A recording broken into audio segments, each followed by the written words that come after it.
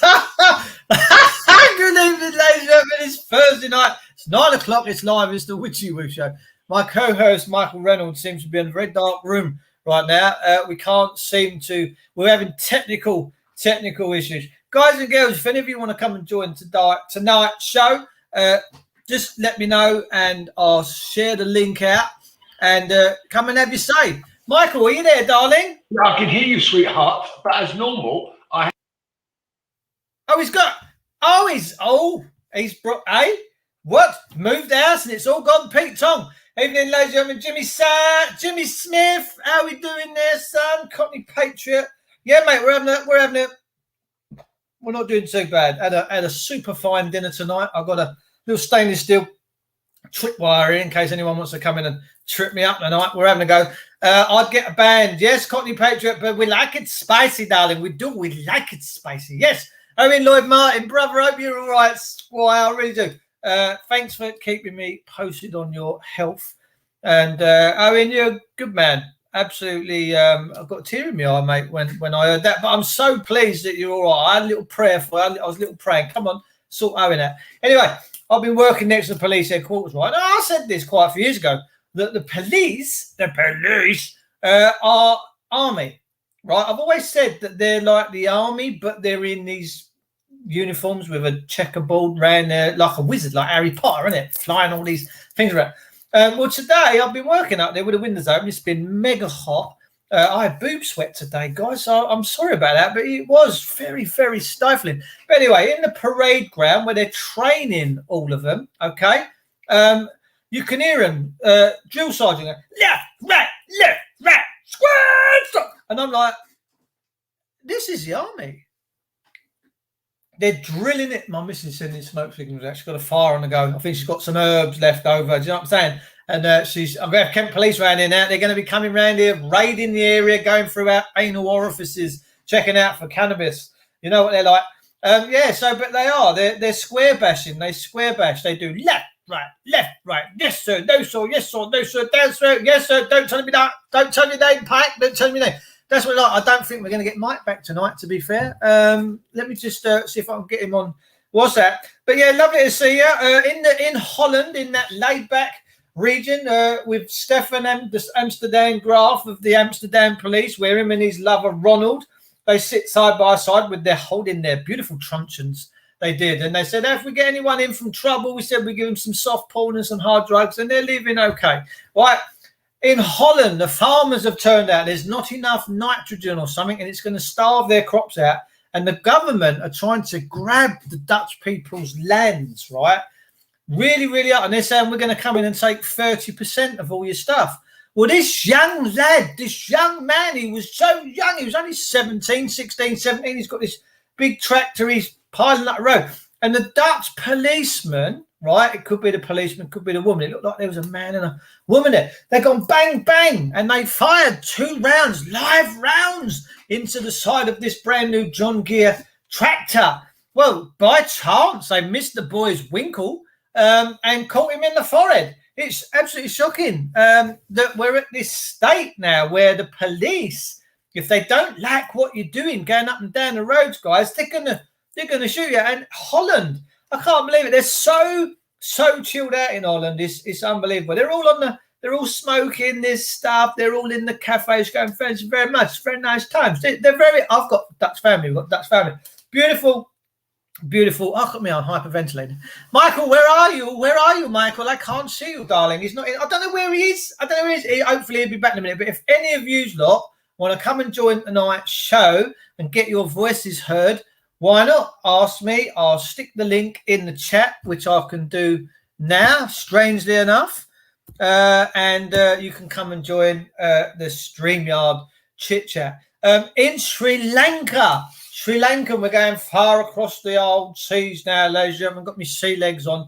In Sri Lanka, they've taken over the president's house. And they've told him that he ain't having it back until massive changes happen. And this is all to do with farming and starving the people out. And it's happening here in many instances. You know what I love about the English, the Irish, the Scots, and Welsh? We've got blinkers. We don't mind. We seem to like it hard over here. We like it up 'em.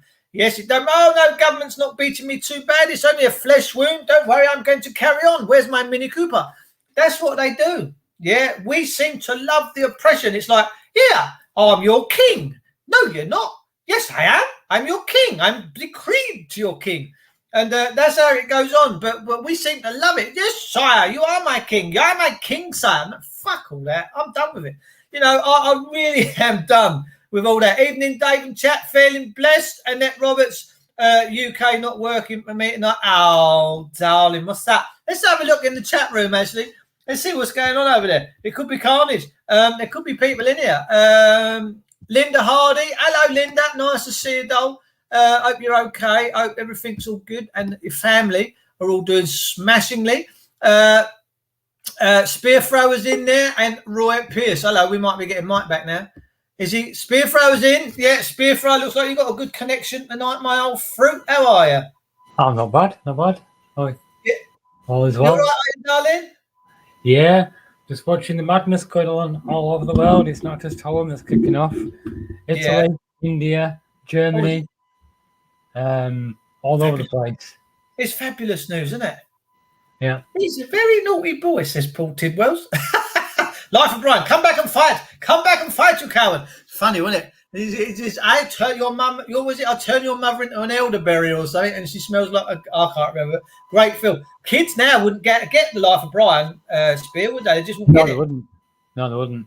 They just wouldn't laugh at it. When I was a kid, we had belly laughs over all that stuff. It was it was a fabulous country to grow up in, mate, as a young man, wasn't it? Yeah, your mother was a hamster and your father smelled of elderberries. I think that was. That's it. Yeah. Oh, it was funny. It was chopping him down. Cut him off. So yeah, your Ken Nuggets. That's it. Yeah, great film. Great film. Brilliant. Great. I'm your king. I don't have a king. I'm your king. I was just brilliant. Oh, oppressor, are you? Oh, you're an oppressor. Yeah. I think the English like being slave spear throw. Would you reckon? Well, we seem to be good at it. We are very good, very trained. We do all exactly what we're supposed to be told, you know. When the policeman says don't stand. Me and Mike was up in London quite a few months ago, and we was walking over to Belgravia. We had to do a little job in this very posh, swanky house up there.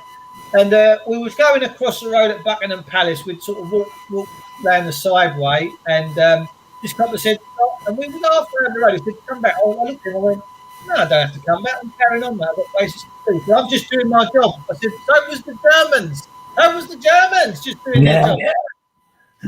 Yeah. I hate that response. I'm just doing. Why have you got your jackboot on the back of my head? I'm just doing my job. Yeah. Just doing my job. Mike was up at Parliament. He was screaming at the policeman. He'd had a few sherbets, I think. Oh yeah. He had a few sherbets, and he gets all squiffy and raunchy when he phones me when he's had a few beers. Yeah, I've just seen a video of Are you casting aspersions about my good nature and well-being? He says, Dave, I love you. I love when he's had more than 5 pints. I love you, Dave. You're my mate. You are. It's so funny. I love it. Can you hear me? We can hear the echo as well. I'm sorry about that. Yes. Well, all I can say to you is, like, I was stood outside the Parliament, and there's a lot of scumbags out there, and they're all looking up there. And I said to the policeman, "Can I go in?" He went, "Why do you want to go in?" I said, "Well, it's my right. This is the right of way. You've just blocked it off illegally." So he said, no, this is an act of Parliament. I said, no, it's not. I said, it's bullshit. So I said, can you explain to me why you're standing with a machine gun pointing at me? Do I look like an armed terrorist? And he went to me, I said, you're a disgrace, you lot, aren't you? I said, you're protecting what? You're protecting who? You're protecting people that we vote for, put them pay for. I said, and what are you doing? Protecting morons. I said, because none of these people deserve to be there. If anybody deserves to be there, we the people need to be there, not the fucking people they got there right now, because they're all scumbags. Anyway, so I had a real blaze. Anyway, another policeman came up to us and said to me, put his hand on me, said, do that again. I said, I'll break your fingers. He said, why is that? I said, well, I'm defending myself. And that's one of these conversations. So he said to me, there's no need to be like this, he said, just move out the way for the car. I said, why does it move out my way? And it did. It sort of had to go up the pavement, had to move stuff. I wasn't going to move. Who was in it? I was just some minion. And the copper said to me, I said, you're a disgrace. And so as some woman went past, she went, fuck off. You went, fuck you like this. I said to her, and that's the sort of people that we are voting for to protect. I said, they're the sort of people you're protecting. Is that what makes you feel good? I said, this is an absolute joke. And this place needs got rid of. And the sooner the better. Basically. True. I went to a CPS building quite a few years ago, Michael, in Maidstone. It's right next to a church where they do all the happy clapping. They do all this happy clapping in there. Jesus, how holy boy. They do all the Kenny Everett stuff with the big hands, right? And right next to it, you wouldn't know it, up this little side alley with a big metal gate. It's the CPS building. And if you want anything, you go there, get your documents, this, that. Anyway, I was in there with my mate Toby once, and we was doing undercover journalistic stuff. And this woman copped the arse. She copped the arse bad. She goes, "Get out of this building!" And we went, "It's our building. Don't you tell us to get out of our own property that you don't own this. This is the government's." And she chased us down this alley. And I went, "Love, will you calm yourself? I'm ringing the police." And I'm like, these are the people. These are the people that we've got a problem with. Go on. Can I just say, Dave? I mean, we just lost Doris, right? Doris the Dreadful. Did he pass away? Doris the Dreadful. And the only thing he got us out of Brexit. He sort of got us to Brexit. However, as I sit here pondering me navel and thinking about all the good deeds I've done and not done over the years, I think to myself, the only people that seem to give a toss about who's Prime Minister is the media. Because basically, does it matter? As long as it's not Starmer, I don't care. It could Penny Mordaunt. I wouldn't mind her because she's got nice tits. But whoa, you sexist fiend, you.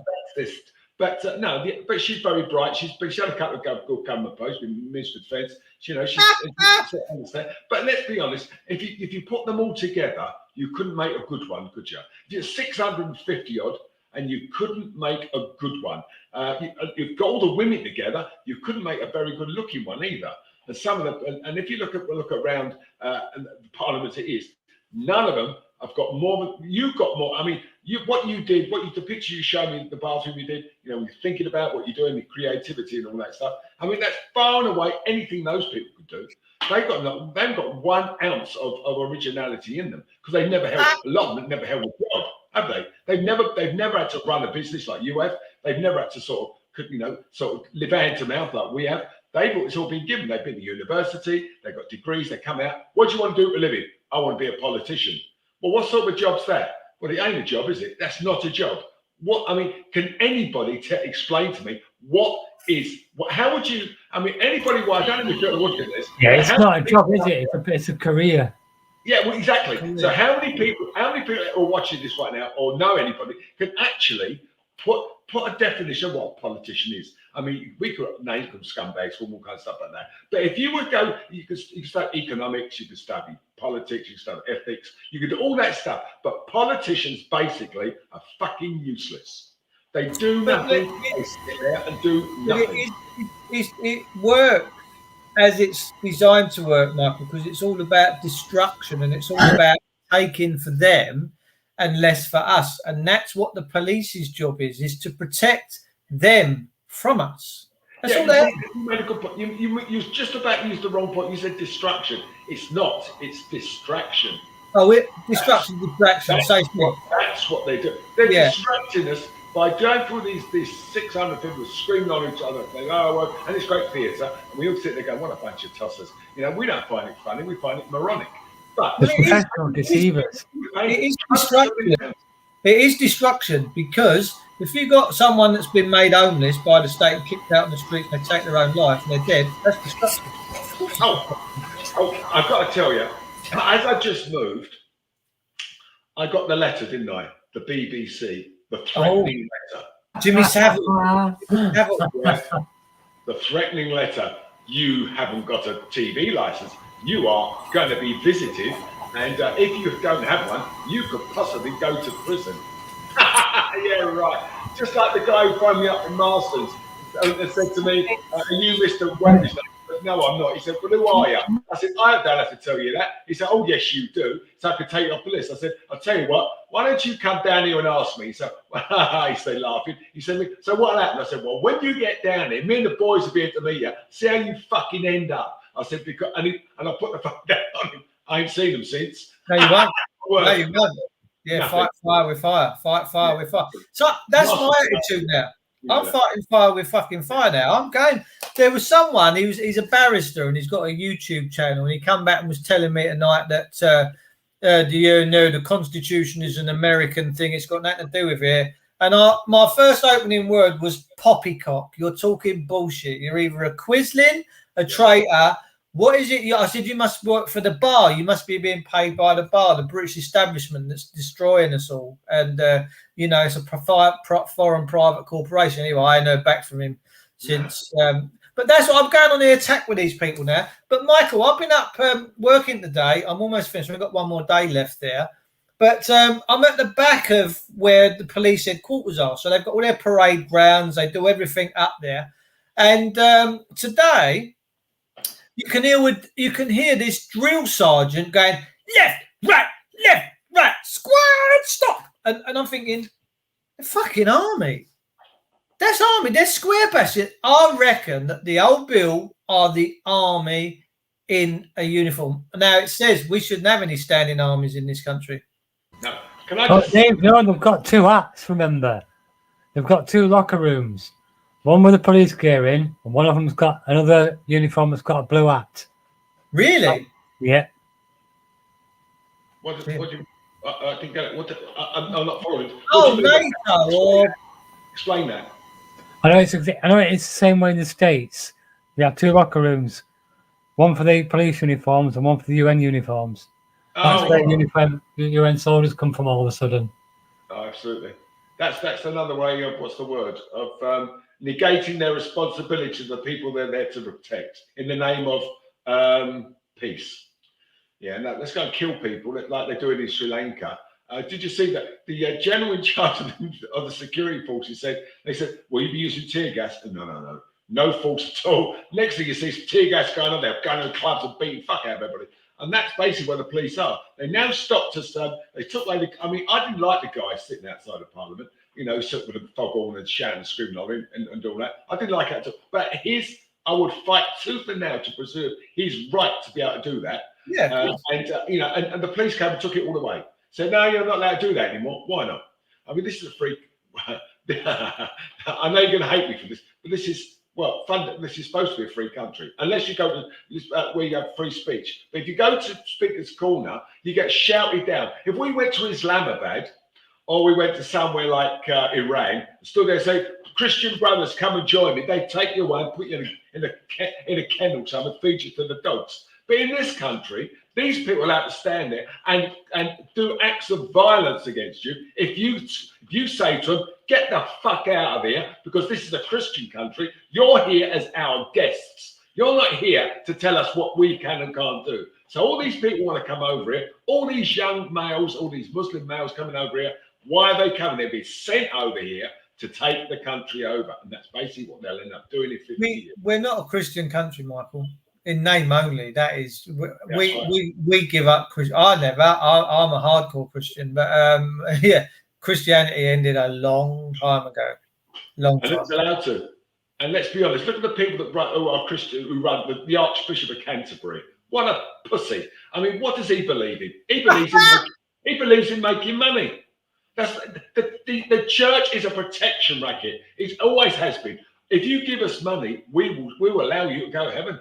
They've been doing that. They're getting away for hundreds of years, as you know. If you leave us all, if you bequeath us money in your will or your property, you will go to heaven. No matter don't care if you've been a Belgian camp guard. We don't care if you've been a child sexual predator and killed hundreds of children. You give us £1 million and you're safe. Does that work for you? Is that what we think the church is all about? Because you can pay your way to heaven? I don't think so. Those people. I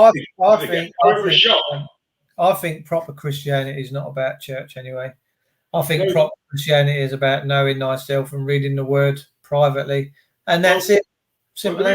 There's one thing to think about. All those lords and ladies up in who sit there in the House of the Commons, all sit there thinking, "Oh my God, I'm going to my boyfriend tonight."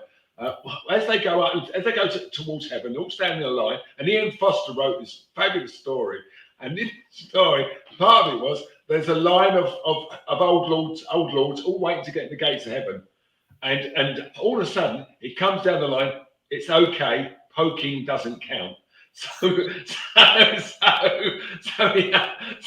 all right. If you've been an old shirt lifter, and you're not allowed to say that anymore. You can't say puff.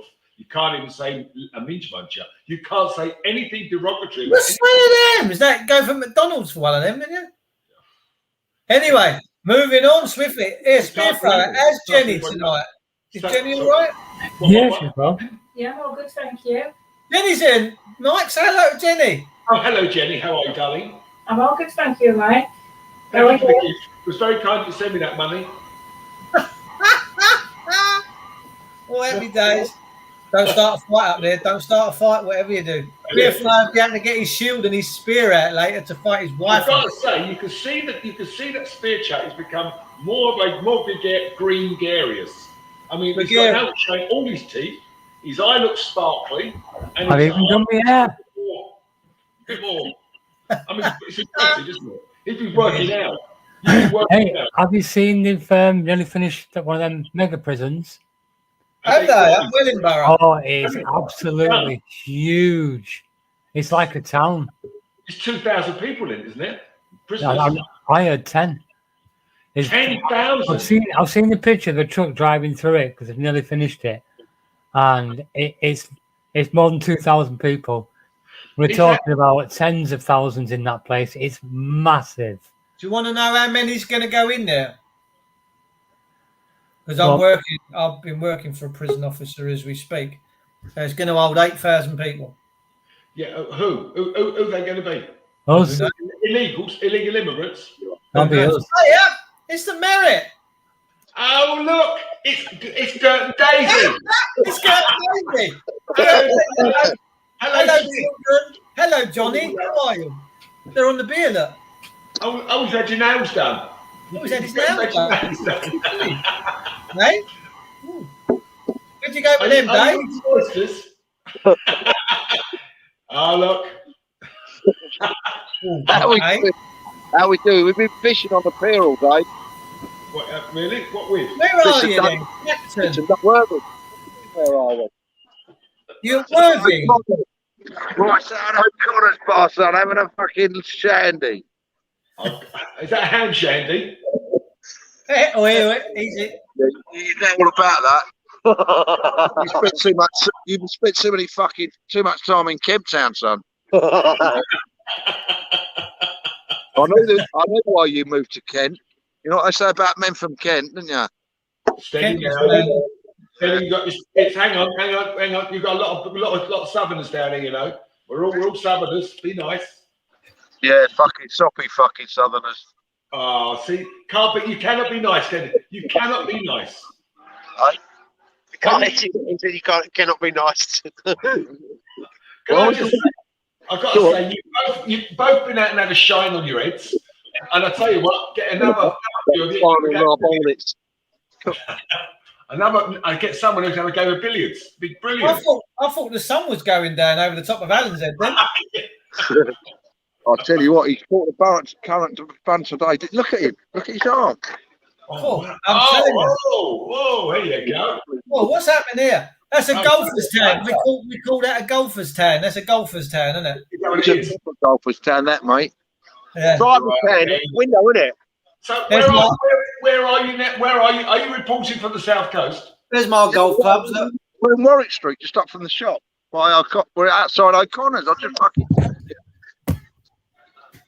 Can you see it? O'Connor's, look. Fucking hell. Whereabouts on the seaside are you? I don't know if you see that. Yeah, we did. Packed. It's packed. Well, it's packed, isn't it? Absolutely packed. Ramo, mate.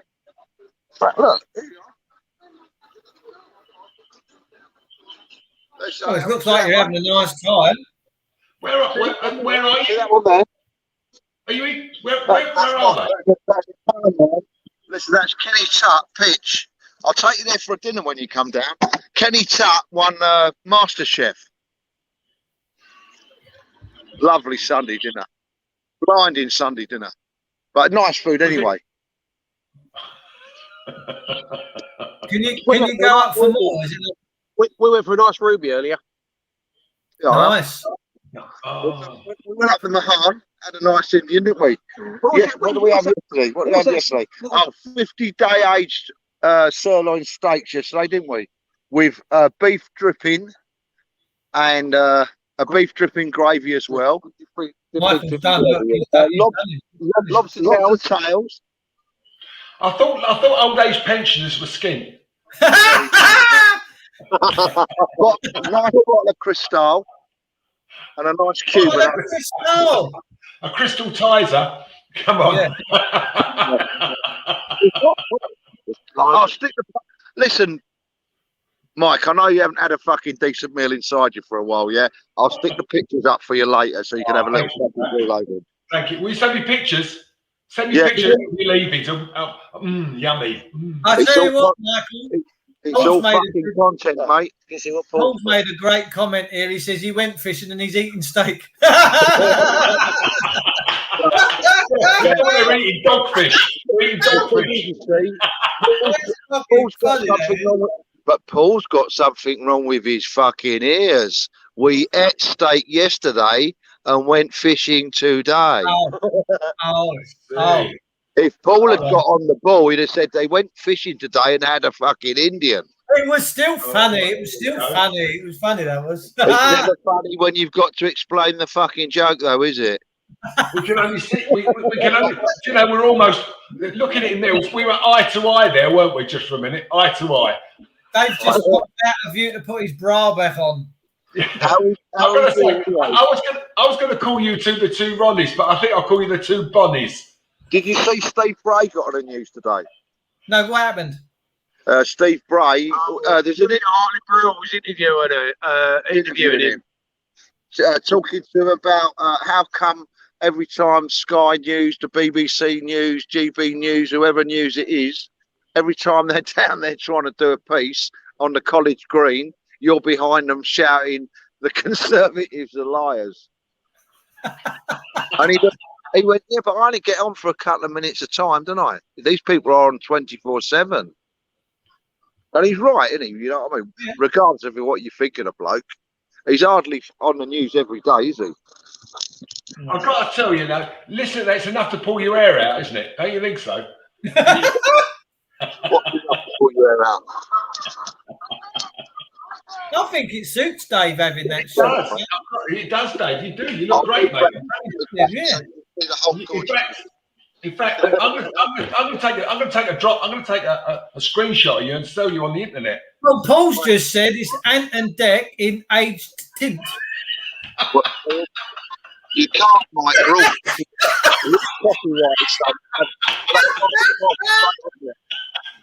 Oh, I love these Thursday night shows. I really do. They're fabulous, aren't they? Now, what have you been up to today? Hey? What have you been up to today, Mike, apart from eating Marmite sandwiches? Oh, steady now. Now, I don't eat Marmite on Thursdays. You know that. You know that. I don't eat Marmite. I had that on Wednesday afternoons with a cup of tea. Alan said to me, when did you come down, Al? Tuesday. Al said, Mike and Dave's going to come down to have a bit of dinner. I said, yeah, definitely. We weren't invited. Of course you were. Of course, you need an invite. You think you need an invite? Well, hang on a sec. First of all, right, you've got your own luncheon vouchers. We've got to bring money. Listen, Al, you're down tomorrow as well, aren't you? Yeah, come down tomorrow. Where are you? Look for some food. Well, that's fish and chip Friday tomorrow. It should be a fucking cheap night. Well, you went fishing. You might as well have fish tomorrow, mightn't you? When I say fish and chip, I mean added to the place, not fucking lobster. Lobster? I Is your favourite? Al, come on, Al, get your coat on, son. We pulled. The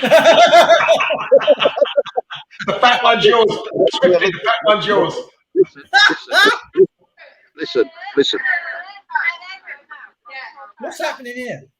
See the two birds there? One of them's about 104. I said, Al, I don't fancy yours much. Hey! Well, it's like having Annika Rice and a co-host on here, isn't it? Isn't it? Yeah, Al. Go on, son. Let's take on Alan, after all you've been through, mate, you're looking good. Yeah. Yeah. Well But I'll done. put it in front of your pint because then I can drink mine. There you are. He had the phone up, pressed up against his pint so he couldn't drink his pint. And I was up in mine. I fucking got on that one. Yeah, I did say to you, mate, if you wanted to come down, Where are you?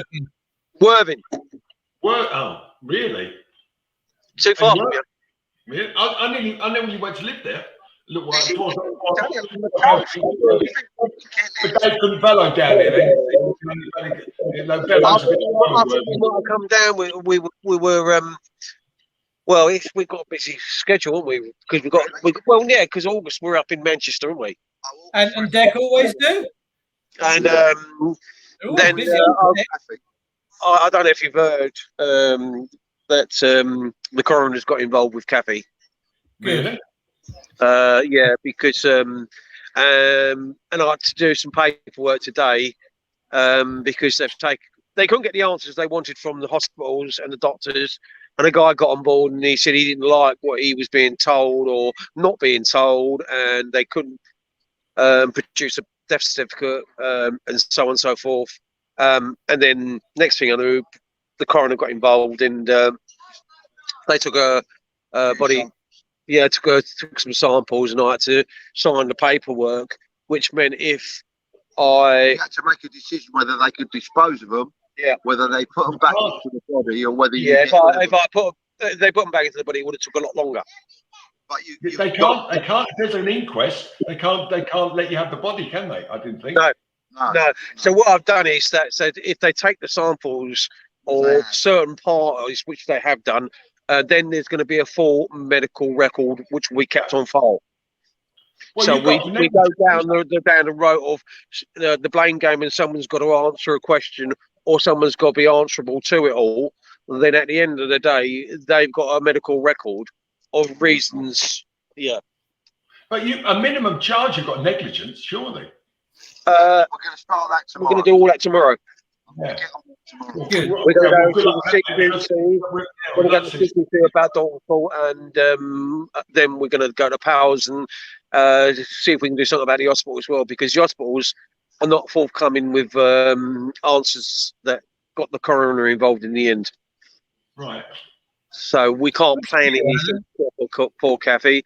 Dave's been a power of strength and absolutely legend. He's helped me out this week. I had to get away. It's not a holiday. It's a mindset where I need to recover here. Yeah, of course. And without going into too much detail and explaining oneself, you just got to. It's very, very difficult time. A bereavement isn't nice for anybody, let alone with somebody you've been with for 40 years. And trust me, when they say life is about learning, and certain things in life we say is that you can choose your partner, but you can definitely not choose your family. You can choose your house, but you definitely can't choose your neighbour.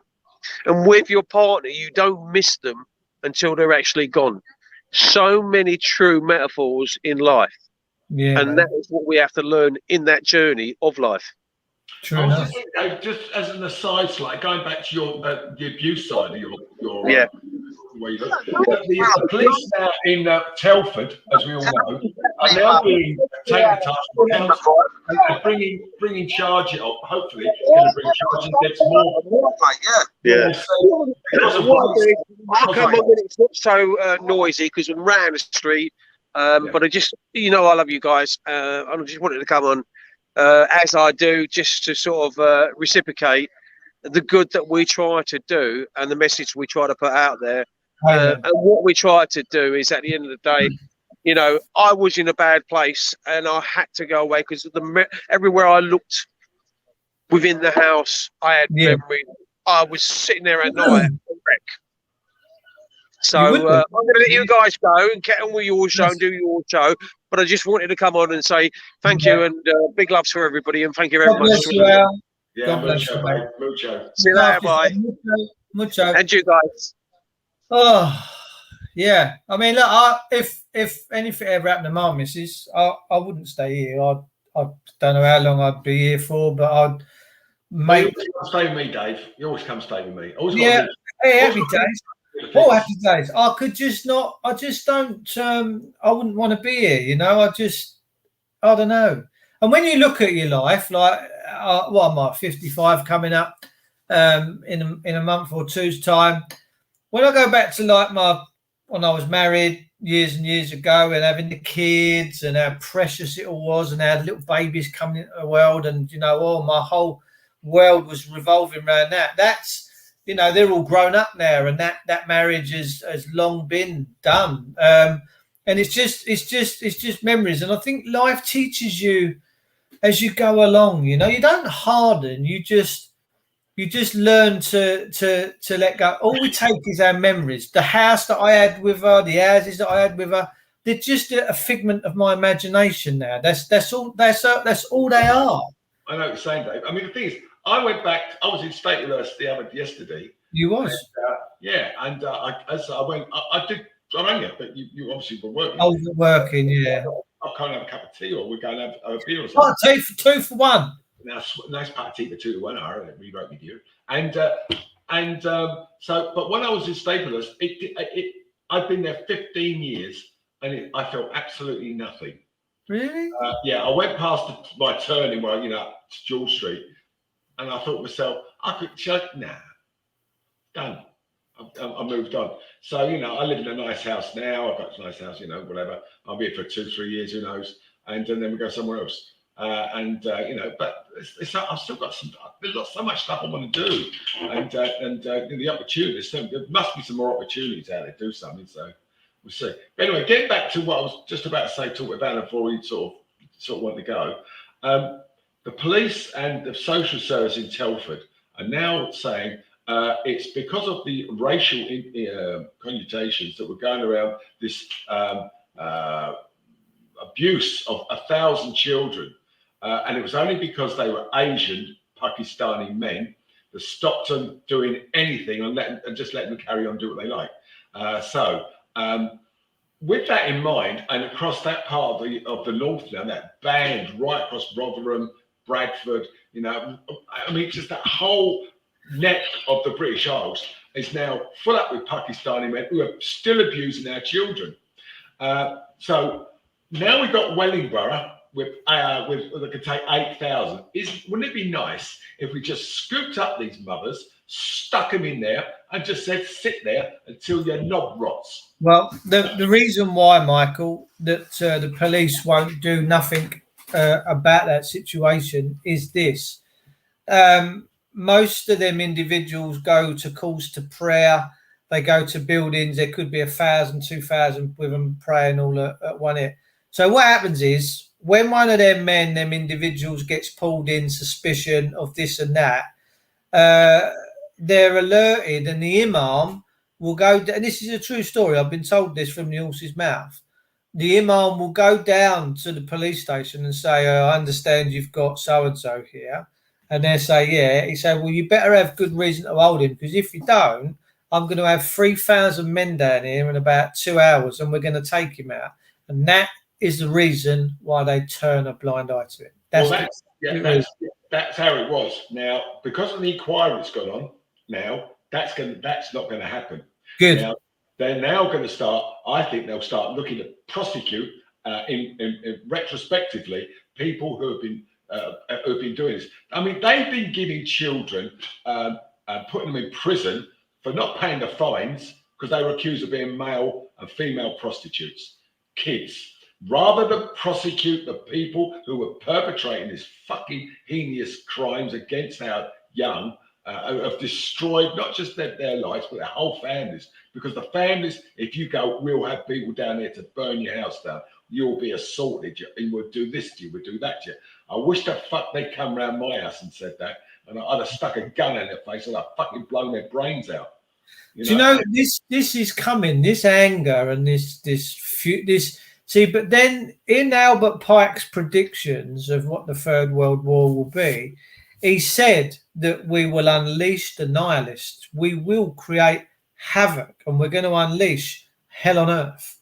And whether that comes true or not, I don't know. Particularly, I don't really care, because it will be what it will be. Every morning brings a new dawn. You know, we don't know what tomorrow's going to bring. But this is what goes on. This is what goes on. This is what we've allowed. And I just wonder whether what morals people still have in this country. What morals does a police chief constable have of an area like that where he knows that's going on? What kind of morals?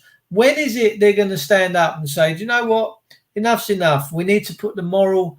Well, not put the moral, because that's up to us. That's up to the people to be moralistic. That's our job.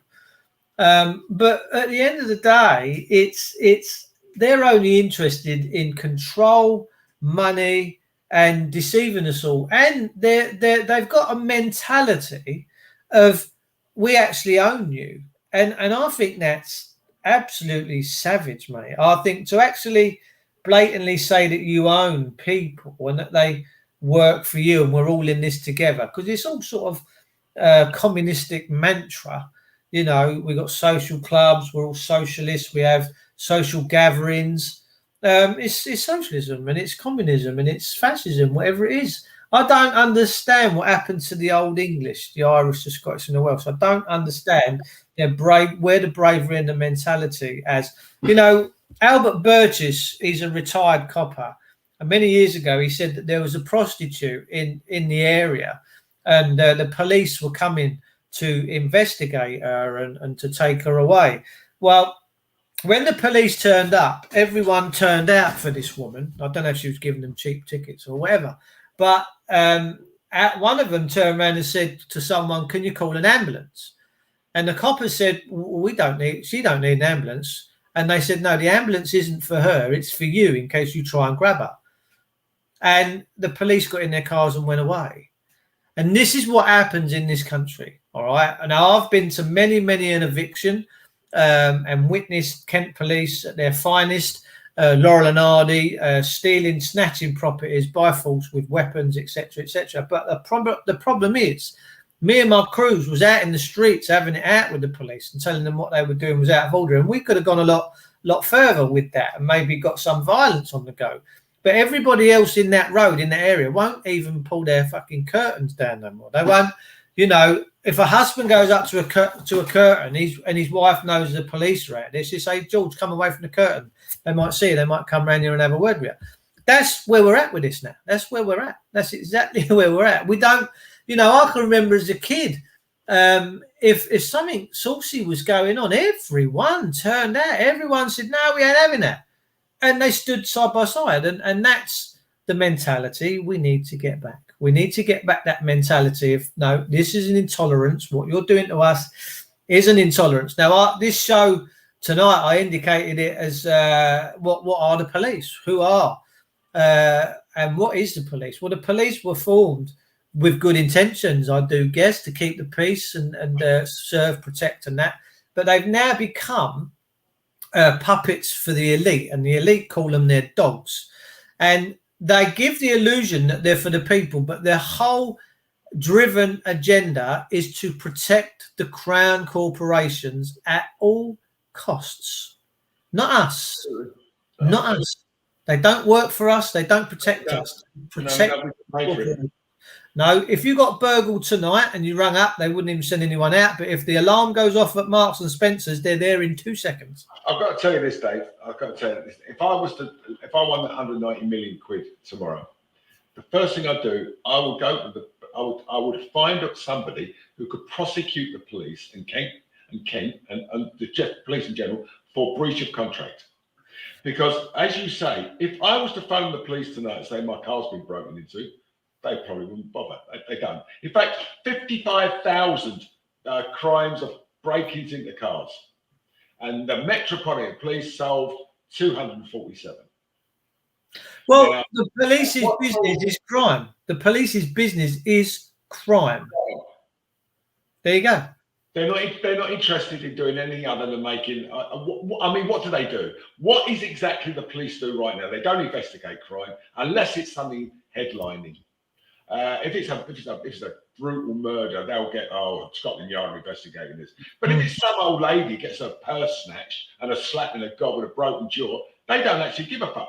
They come on the phone and go, it's heinous, awful. Anybody who's got any video of that, and then while you're taking your video and sitting in the street or in your dash cam, they prosecute you. Or they say to you, you know, you're not allowed to film here. And you say, well, it's a public place. No, you can't film here. You can't film here, mate. Your dash cam. How are you using your dash cam? You shouldn't be using your dash cam, but they still appeal for it for witnesses. Your dash cam, your camera on the bell, up in the window, wherever you got it. And they want to see the film you've got. You know, why do we have to do that? That's what the police are for. Fucking Sherlock Holmes didn't need anything like remotely like that. He just uses his gut feeling and the ability to follow the clues. What do the police Have you ever seen The Suspicions of Mr. Witcher? Yeah. Every time they called his name out, I kept turning around when I'm watching it. I'm like, I saw it years ago. I mean, it is a fabulously good movie, and you know, and I thought Jude Law was brilliant in it. You know, he really was. But what's his name? Who plays Bond? What's his name? I forget his name. Matt Damon. Matt Damon. Who plays? You know, who absolutely nailed it. And I think it's one of the best films. It is a great movie. It is a great movie. Teach you a lot. But there's another series called The Witcher as well. It's about Cavalli. Yeah, I played the video game as well. Oh, did you? Yeah, where it came from. Yeah, I do like a video game because I'm bored. But anyway, so I was funny enough. Why you say that? I was in Maidstone today, and I went into a shoe shop because I was looking to buy a pair of Geoffrey Wests, another pair. I only got 27 pairs. And so I thought myself, just go. And I saw a guy West in Piccadilly, and I said to him, what are you making at the moment? And he said, I'm making some blue leather boots with a Cuban heel. And I said, yeah, I like things like that. So I said, well, if you get anything. So I went in there, anyway, I got talking to the woman who lives in Kings Hill. Well, I live in Westmoreland. Kings Hill's the top on the old aerodrome. There's no World War II, as you know, aerodrome, and it's huge. And so she lives there, and she said to me, I said, well, she asked me what I did for a living. I said, I used to run one of London's biggest limousine companies. I did recruitment, financial services recruitment for 16 years, 35 years. I was in, transport and all that, having my own business, and all that cool stuff. Anyway, so she said, why don't you get yourself, advertised? Because there's so many people around here looking for a really good car company, and there isn't one. There's taxis, but people don't want a taxi. You don't get a cab, and then they go somewhere, and then. And so I'll be back at 11 and he's not there because he's not still on the job. I'll get there if I can. It was closer. No, that's what he paid for. So perhaps I might buy myself a Mercedes or something and an S-Class. Oh, would. I'm thinking of it. But my only problem is, Dave, it's not like I used to live. It's where I used to live. I got 6 cars in the drive. Where I live now, I've got 1 space. Oh, which brings you back to the stupidity of electric cars. I mean, I said 2 weeks ago, if you live 20 stories up and I've got an electric bill, we're going to plug it in and charge it. Going to run a lead 20 stories down across the road into a no. So it's bullshit, Dave. And we all know there's no way that this country or the world can produce enough energy to run all the electricity we need plus 1 billion cars. Well, when Gaddafi and Hussein were alive, if you lived in Libya, you had free power. You had all public sector services were free. Yeah. And this is the reason why we went in and smashed them, was because we wanted this one world government. But it's kind of backfired on them in a way, because Afghanistan was the final hump in the camel's back, I think, and then the Americans fled Afghanistan. They probably will never go back there again if they've got any brains. But that's what this has all been about. It's not been about toppling regimes. It's not been about finding the man that had the biggest weapons of mass destruction. Because at the time, the biggest weapon of mass destruction was Tony fucking Blair. And he, he's got blood money. All what he's got is blood money. And, let him inherit it, man. Let him rot in hell. That's how Yeah, well, it's sad, isn't it? Tony Blair, who, before he came to power, I saw him he's this wet, pointless person sitting there going, oh, well, I'm Tony Blair, and I'm not sure really, and this is bullshit. And he had a house where in his constituency, he had a 250 grand mortgage on it. Now he's worth 50 million, and his son is worth 135 million. Shit. So how do you get that sort of money in so short a time? His son Ewan is not even 30, I don't think. And he's got 135 million quid. Now, you could argue that he's done very well, and good luck to him. I've got no problem with people earning that sort of money, if that's what they do. But I wonder if his name was Witcher or Reynolds, whether he would have been able to go on and do what he did and have the ability to make that sort of money without his father's name and his contacts behind him. No, it's nonsense. So the elites are winning. You know, they're now saying that the richest people, I think it's the richest people in this country own 26% of everything. Really? 26% of everything is owned by the richest people, and they're getting richer. They're saying that people like me and you, who earn perhaps under 100 grand a year, okay, are middle class. Well, I'm a working class boy, like, you know, we come from middle class families, working class families, and I don't ascribe to be anything else. We're not put as the middle class. We are tagged as middle class because you've got money. So if you've got money, you must be middle class. Well, you know, that's like Charlie Mullins. Charlie Mullins, you know, with Pimlico Plumbers. Is he middle class? Because he told everyone, he said, if you don't come into work, I'm going to sack you if you don't have the jabs. And then my mate phoned me up and he said my mate's just took Mullins' van back, called him a CUNT and told him to stick it up his arse. He's gone on his own now. But then Mullins went on the telly or the radio and said he didn't even have the bloody jabs. Nor his kids. So what the hell's that all about? Oh, yeah, but hang on a sec, Dave. They're now getting kids to wear the masks again. Got to wear a mask back in school. Oh, have you? Oh, yeah, apparently, yeah. It's all about control. It's like you've all got to wear the same uniforms. You've got to do. It's fucking communistic. Who was it? My mate shared a post on Facebook the other day. Her son had a lovely, fresh little number 3 on the top there with a number thingy around the sides, and the school said, "You ain't coming. You ain't coming to school looking like that. You ain't coming to school looking like a skinhead." But he's got a nice, and I'm like, what? What's all that about? We know what skinheads were. Most of the people who are at school now wouldn't have a clue what a skinhead was. No, they wouldn't. No, that's right. They wouldn't. And God knows if you said to them, "What about Swadehead?" People who Swadehead, you know, people like that. It's bullshit. You know, I've never heard of a Swadehead. Didn't? Oh, the people were halfway between the two. You know. What was it? Yeah, but I mean, the thing is, I think that's how I remember it. But I mean, skinheads have Levi's stay pressed trousers and, you know, stuff, boots. I mean, it's another uniform. With me, it was suits, mod suits, and everything else in the 60s and whatever. But you know, then we went all hippified.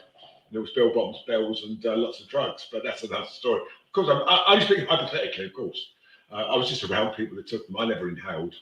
I just swallowed a lot. But I don't know. I can't do none of that stuff. I'm wild enough as it is without all that artificial stimulation. Well, I mean, the thing is, Michael, everybody says, yeah, look at all the pop stars, you know, like Eric Clapton. So Eric Clapton, I mean, he's a heroin addict. Lots of them have been addicts and go. They're in their 80s, pushing their 80s. You know, all this stuff that's supposed to be bad for you. Is it? Who's just doing a concert? 81 years old. Is it Bob Dylan? Could be Bob Dylan. How old's Bruce Springsteen?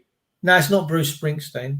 It's someone in their 91. I think they're 91 years of age. It's an old artist, and he's told everyone. Is it Cliff Richard? Because he was singing at Wimbledon. Wimbledon, wasn't he?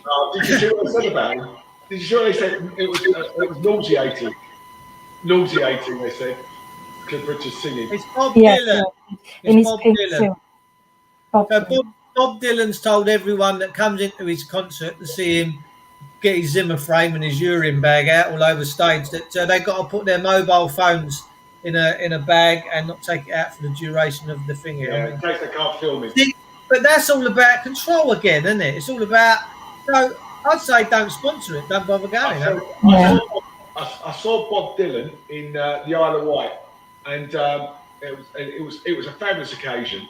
And but Bob Dylan came in and he walked through the crowd, and the crowd owned up like he's some fucking messiah. Messiah. He's arguably one of the greatest songwriters of all time. and Mr. Tambourine, and all those songs, fabulous. You know, unarguable. But him as a person, you know, he's a Satanist. What, he sung Hey Mr. Tambourine Man? He's a self-confessed Satanist. Yeah, no, they are. They all are. I No, he didn't is. know he sung that. Sorry? I didn't know he sung Hey Mr. Tambourine Man. It's, did he? Was it Mr. Tambourine? No, that was Hey I think Mr. that was one that earlier.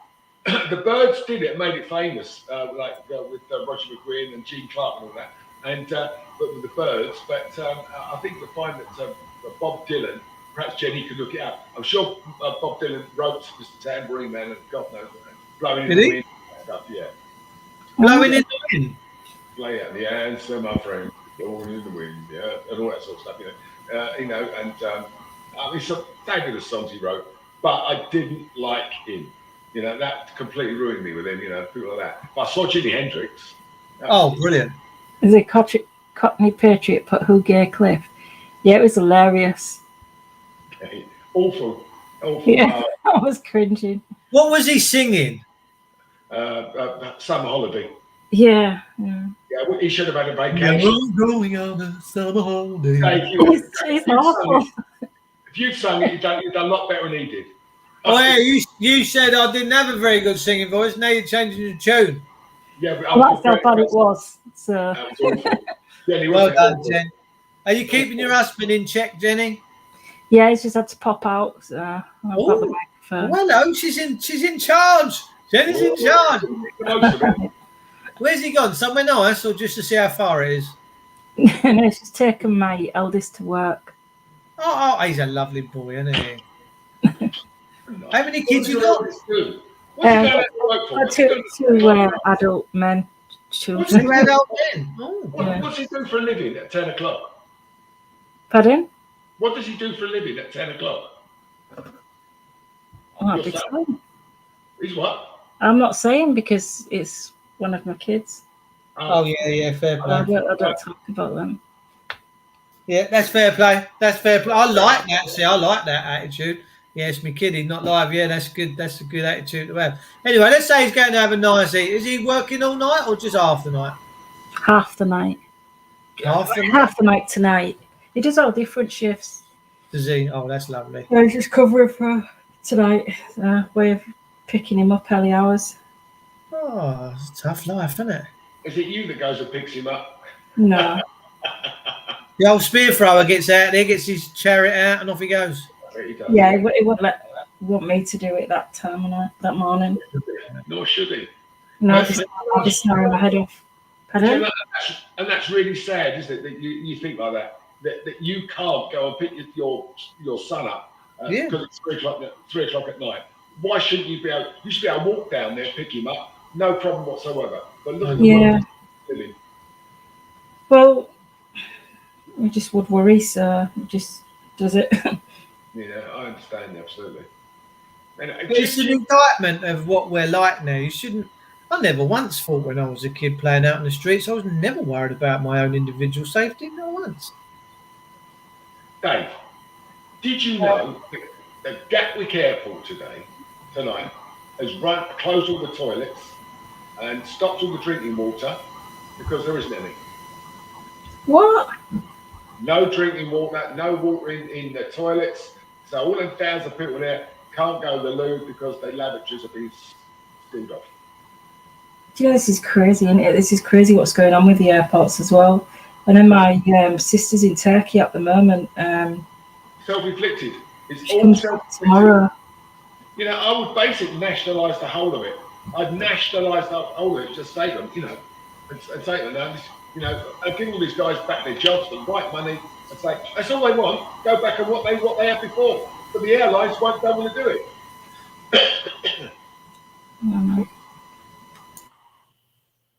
Was that you, Madness, isn't it? Were you just charging yourself up there or what? What's going on there? Me? Yeah. No, I'm just. I was listening to the conversation. Oh, well, I just wondered what that noise was. That's Jenny's mic. Oh, was it? Like Oh, a ring on it, but it's all good. So what's happening with the airports? Because Sheerness has been without water and that. They've not had no water out in Sheerness, have they? nothing. Oh, it's like, you know, it's bullshit, Dave. Well, how long is it? Okay, that we've had hot weather? A week, 2 weeks. And we've run out of water already. What the fuck? Please. It's just to the point of stupidity. We are a self-decaying people, and even, you know what? If I was in part of this swindle and I worked for a big corporation or I worked for some part of the civil service, I would be sitting there myself now thinking, we've dropped a clanger here. What we've been doing is this is going to implode on us as well. No, it is. It's going to implode on everyone, and we all seem to think that it's all sweetness and roses, and that as long as we keep our head down, it's all going to miss us all. But it ain't. It's not. We should be really bloody paying attention right now. Let me tell you. I was just looking at what Kerry Ann just wrote something about. We should be fighting. There should be fighting. We should fight the bank managers. Well, there won't be any bank managers because it's just about closing over 90 banks. So basically, what is it? We're getting closer and closer to a cashless society, aren't we? Which is basically what they want. That is when they'll say to you something like, "Oh, let's go to London," and when you get to London, your bank cards won't work, and they'll turn them off because they don't want you to shop there. They want you to shop closer to home because they want a utopian society where if you read the book by Sir Thomas More that was written in 15, whatever it was, but it was like 500 years ago. If you read the book of Utopia, which Thomas More thought was an absolute joke and funny, it was the first signs of communism, Calvinism, and he wrote that 50 states in a land where everybody got up at Monday morning. They got up at 6 o'clock. They went to work. They come home, had their dinner, went to bed. The following day, the same thing for 6 days a week. And on Sunday, they went to pray. When they were going to have a holiday or a break, if you're lucky, they went at a place which was very close to home. So what they're trying to do is they're trying to compartmentalize us and leave us all in little areas. So we all work and live together in the same level. Why? So the elites can pick and choose the best of us to serve them while they fucking run around in their jets and their holiday homes, and then while they suck off us doing all the work. Well, I'm going to tell you this: when that day comes, there will be blood, and that's a document. There could be. I mean, nobody's going to allow these people to ride roughshod over us anymore. It's getting to the point that now you see more and more people saying enough's enough of this. Boris is now gone. That's the third in 6 years. We've had 3 Conservative leaders, and Cameron's treasonous May, and now Doris. And now we're going to have Richie Sunak. Well, I've got to say that the word is from someone we know quite well. It's a done deal that Richie Sunak will be Prime Minister. Did you miss me? Forget what you Yes. know. Yes, we did.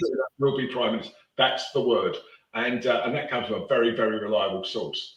But I'd rather have Penny Mordaunt. I think she's pretty good, and we like. I don't know. There's something about having a woman as a Prime Minister. They seem to sort of to get more done, and also not only that, she can. The way she dealt with Angela Rayner in the Commons and slapped this woman all over the place. She just tongue lashed this woman and made her look like this, And that's what you want from someone. If you're going to have leaders, lead.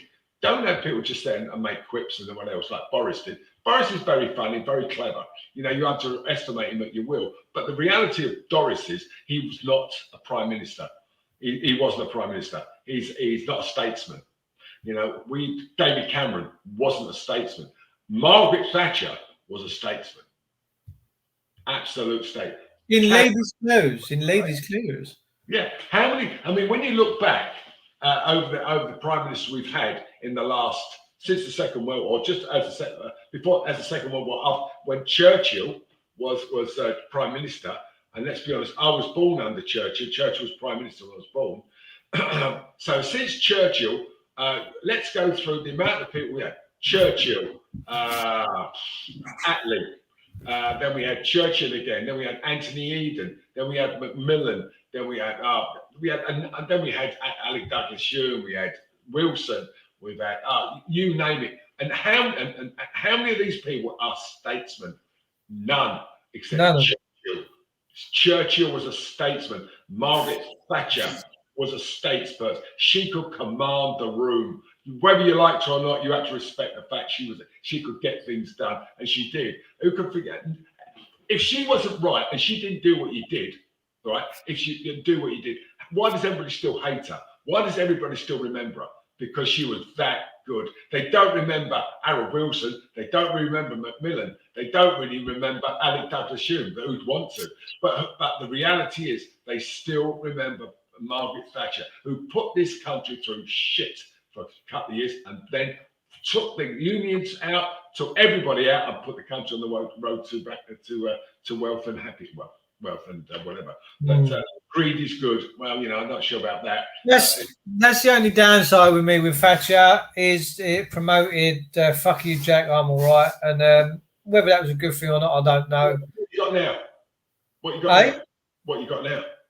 It's no different. Well, we haven't. It's the same wings of the same bird. We all scream, "Oh, the left, the right, the left, the right."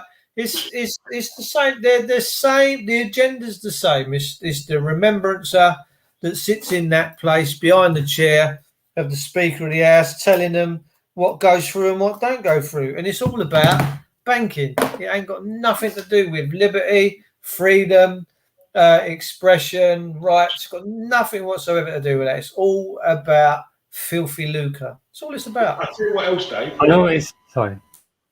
Just to finish this, if I may, as far as this idea that people are going to corralled into these areas, if you look, Dave, I've got something today from Kent County Council.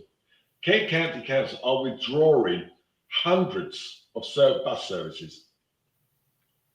Really? Yeah, absolutely. Because the Arriva and all the stagecoach who run it are not getting the funding, so they're not going to run them. So, all right. So, what about the poor old darling who lives in Staplehurst? Yeah, that's right. Who relies on the bus to go to Maidstone, right? And waits an hour to get one, and then an hour to come back. That's gone. Then what? Is it gone? They get rid of that service? His cab. Yeah, all going. All go, get rid of everything. Oh, it's a fucking nightmare. No. Loads of you read them. It's so many, and if they're not going, they're cutting them down to say 2 a day. What about the school kids? Oh, they'll still get their buses. They'll get to run backwards and forwards because they get they get hands travel to all the school. No, they get the number 5 in from here into Maidstone. Let's go in. I don't know. As far as I know, a lot of it. They're changing the timetables. Let's hear from Spear first. Spear, what was you going to say, mate? Yeah, I've noticed this week Anne-Marie Waters has stepped away from politics and closed the party down. What was her party? For Britain. Oh, for Britain. Okay. I know she does a show on here. That's very not disrespect me. I've never spoke to Anne-Marie Waters. Does she still do her show on Wake Up?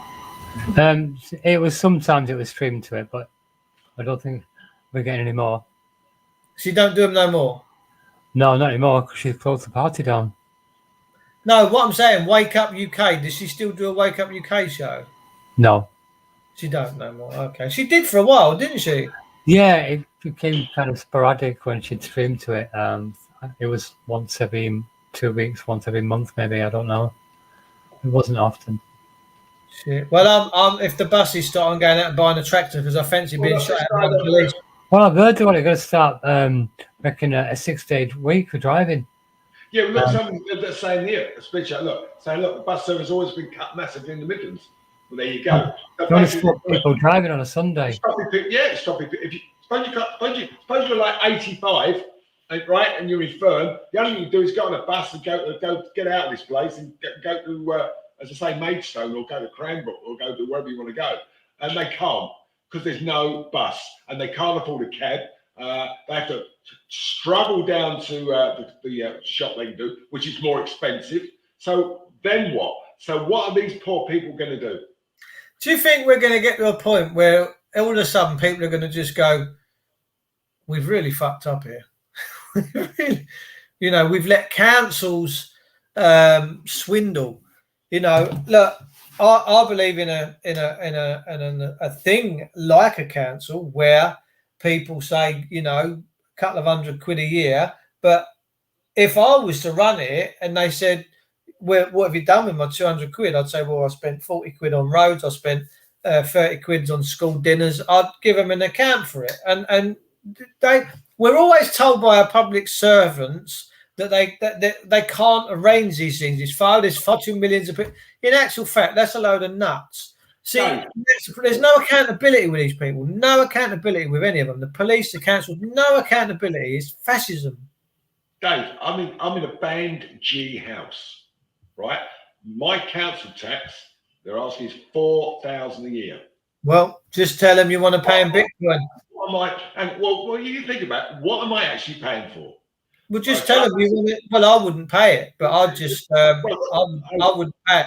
The thing is, as well, you know, it's time to defund these people. It's time to draw a line in the sand. It's time to be, you know, take it on the chin and say, yeah, I'm not starting this. If you never contract with them, if you never make a payment and you never sign nothing, they've got nothing over you.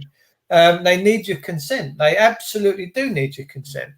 But they've gone too far, and it's all going to come shining down around their ears because their greed is just off the flipping chart. What am I paying? I'm 71 years old, right? What am I? The police don't come out. You can't get an ambulance. Okay, the roads are shit. Okay, the dustman here said to a guy, "Well, we ain't moving in bags." And the guy says, "Why not?" The English, Michael, we're a nation of moaners, but we're not a nation of doers. We need to put our money where our mouth is. There's no. It gets worse, Dave. What they're saying is, dustmen are saying it's too hot to move the rubbish. It might be the case. I mean, look, councils have gone too. Councils, they should be out there. I mean, years ago, the bin men used to come round, they used to whistle and smile and have a chat with you. We've lost everything. Look at the DVLA. It's all shut up. The shops have all shut up. It's all an online thing. It's fucking communism, man.